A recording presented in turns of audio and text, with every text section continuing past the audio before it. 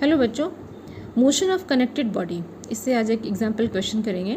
तो हमारा एग्जाम्पल है example 39। A wooden block of mass 2 kg rest on a soft horizontal floor when an iron cylinder of mass 25 kg is placed on top of the block. The floor yields steadily and the block and the cylinder together go down with an acceleration of 0.1 meter per second square. What is the action of the block on the floor A before and B after the floor yields? Take G equals to 10 meter per second square.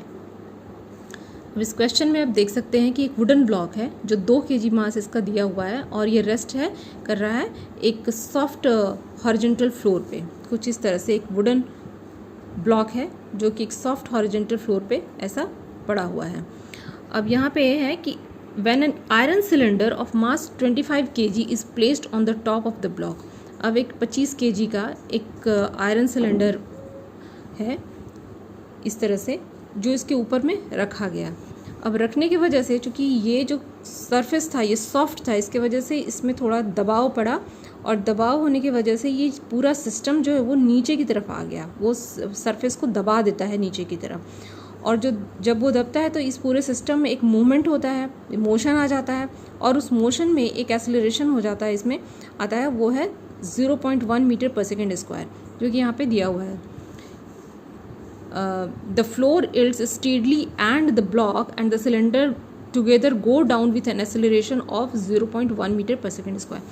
तो ये 0.1 metre पर second square के acceleration से वो नीचे downward direction में move करता है। अब यहाँ पे ये पूरे सिस्टम का यहाँ पे हमें क्या फाइंड करना है। अब what is the action of the block on the floor. अब यहाँ पे एक्शन क्या है, ब्लॉक का क्या एक्शन है फ्लोर पे, ये फाइंड करना है। मीन्स कि ये एक्शन फाइंड करने के हम कह सकते हैं कि हमें आर ही फाइंड करना है। आर फाइंड करना है दो केसेस में, एक जब इसके ऊपर सिलेंडर नहीं है और एक जब सिलेंडर इसके ऊपर है।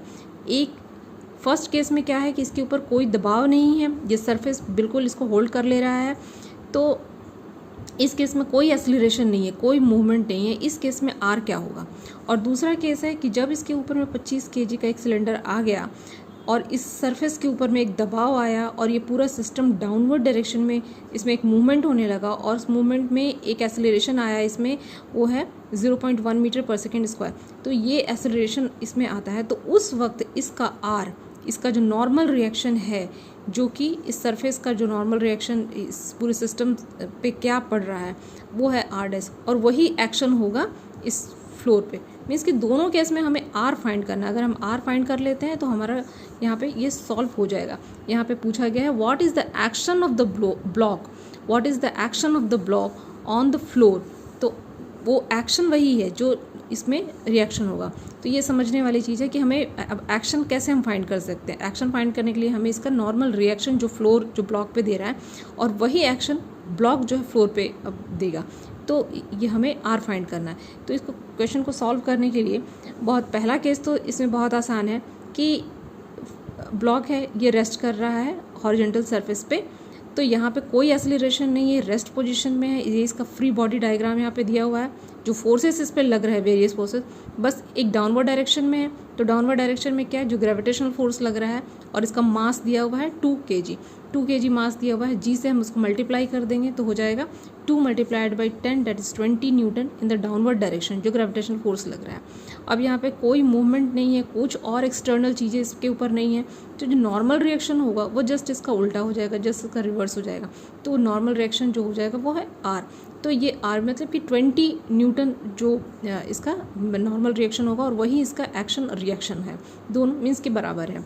तो यहाँ पे इसको कैसे सॉल्व किया है, अब देखिए कि यहाँ पे सॉल्व किया है the force of gravitational attraction of the earth wait of the block. First case में यहाँ पे इस केस के लिए लिखा है कि weight of the block that is mg that is 2 × 10 that is 20 newton. 20 newton weight of the block है। अब ये normal reaction R of the floor on the block by the first law the net force on the block is 0, net force on the block is 0, so R is equal to 20 Newton. अब यहाँ पे net force तो यहाँ पे 0 ही होगा क्योंकि यहाँ पे कोई यहाँ पे एक्सटर्नल और कुछ कोई फोर्स नहीं लग रहा है, तो यहाँ पे नेट फोर्स यहाँ पे 0 हो जाएगा, जितना ऊपर है उतना ही नीचे आएगा। तो इस हिसाब से R क्या हो जाएगा 20 न्यूटन।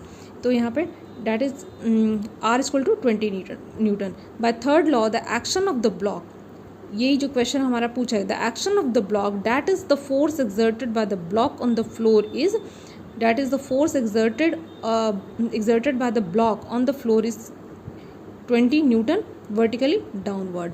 तो उसका नॉर्मल रिएक्शन अगर अपवर्ड में अगर 20 न्यूटन है तो ब्लॉक जो है फ्लोर पे कितना फोर्स एक्सर्ट कर रहा है वो हो जाएगा 20 न्यूटन.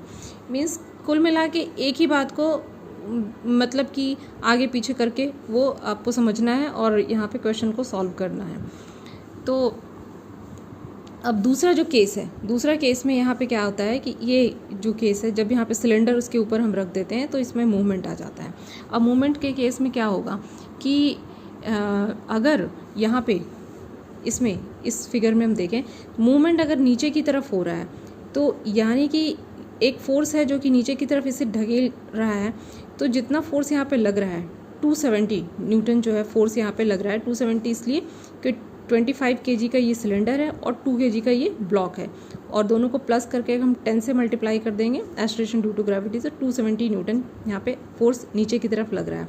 अब नीचे की तरफ एक्सेलरेशन भी उसको नीचे की तरफ ले जा रहा है तो हम लिखेंगे 270 minus R dash equals to ये टोटल सिस्टम का mass multiplied by acceleration due to gravity and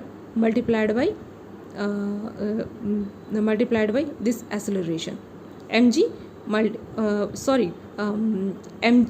m mass of the system and acceleration, mass into acceleration, जो कि इस तरह से हम इसका इक्वेशन बनाएंगे. अब यहाँ पे है कि in figure 5.43c the system block plus cylinder accelerate downward with 0.1 meter per second square due to the yielding of floor. The free body diagram shows two forces on the system.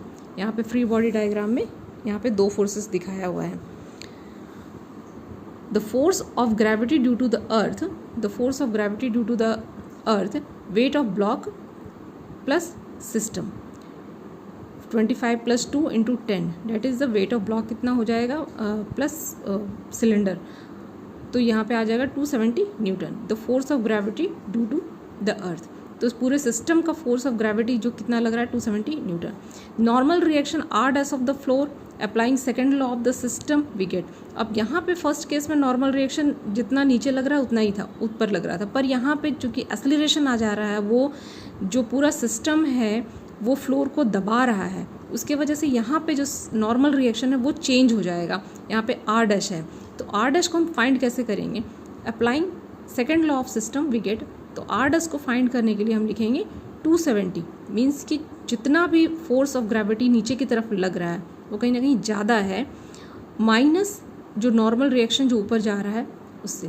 तो 270 minus R dash equal to ये mass 25 plus 2 ये मास of the system, not weight, only mass 25 plus 2 multiplied by acceleration 0.1, तो mass into acceleration that is the net force इस पे कितना लग रहा है mass into acceleration according to Newton's second law of motion.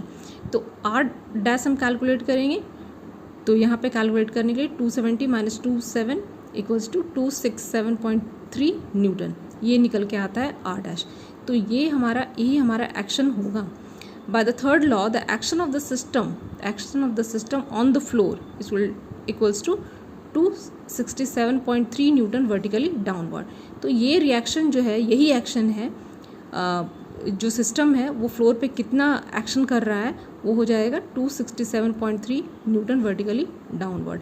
और ये वर्टिकली डाउनवर्ड है तो इतना ही रिएक्शन हमें मिल रहा है तो वो बैलेंस हो जा रहा है. और बाकी जो है जो 270 में अगर आप देखें डिफरेंस जो मिल रहा है हमें 270 न्यूटन कंप्लीट फोर्स था, फोर्स ऑफ ग्रेविटी पूरा था, तो बाकी जो इसका जो फोर्स है वो कहाँ चला गया, वो एक्सेलरेशन में चला गया है.